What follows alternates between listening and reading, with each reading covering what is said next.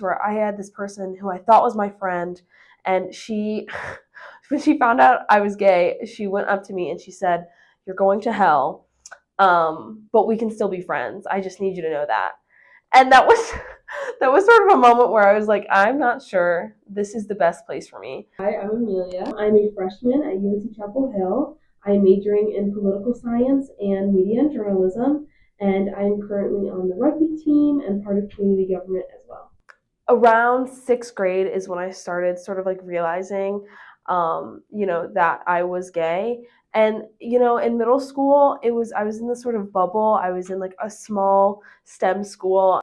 It was nice and it was easy. And then sort of around like eighth grade, I started realizing that like that's just not how the world is. And so it was definitely sort of like a come to Jesus moment where I was like, okay, so like not everyone is as accepting as, I previously thought. The biggest thing for me has not been so much my internal struggles as it has been the opinions of like others trying to change something about me or just like express something that I don't necessarily need to hear. In my freshman year of high school, it was really rough. I had a lot of different people saying really negative things to me. We started the Gender Sexuality Alliance at my high school. And so that was a really gratifying experience for me because not only was it a safe space for myself, but it was a safe space for like everyone else who like needed that. And so I started to realize like there's so many people like me and there's so many people who need that support system. So although it was difficult, I was able, to form really strong bonds over people who had similar experiences. I didn't really go looking for a community. It just happened to find me. I joined the UNC women's rugby team. And there just happened to be a lot of similar people to me on the team. And so it was just sort of this like instant support system. It's just like the support I have from like my friends and my family. I think that really helps just like being able to cultivate like being yourself. My grandpa is a Lutheran pastor. I have 11 cousins on that side of my family. And out of the 11 of them, 6 of them are part of the LGBTQ plus community.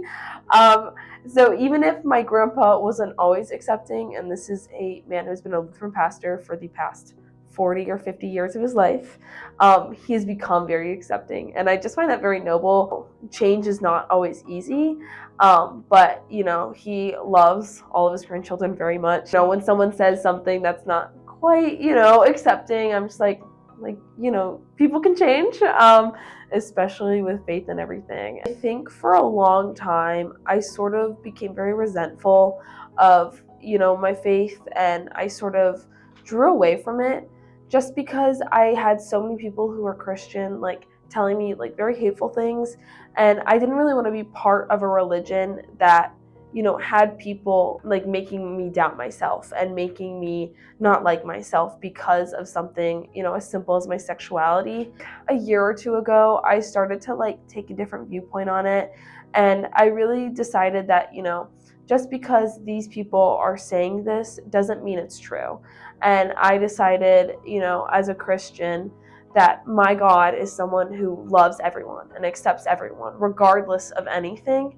And I don't think, sexuality is a reason, that he would like hate me for. I think I've really found my own peace now and, sort of accepting who I am and, accepting that not everyone, is that mean and that there are people out there who, have love for everyone. My journey with faith has been, it's been long, but I'm glad I've gotten to the point where I'm able to like accept myself and have, a relationship with my faith.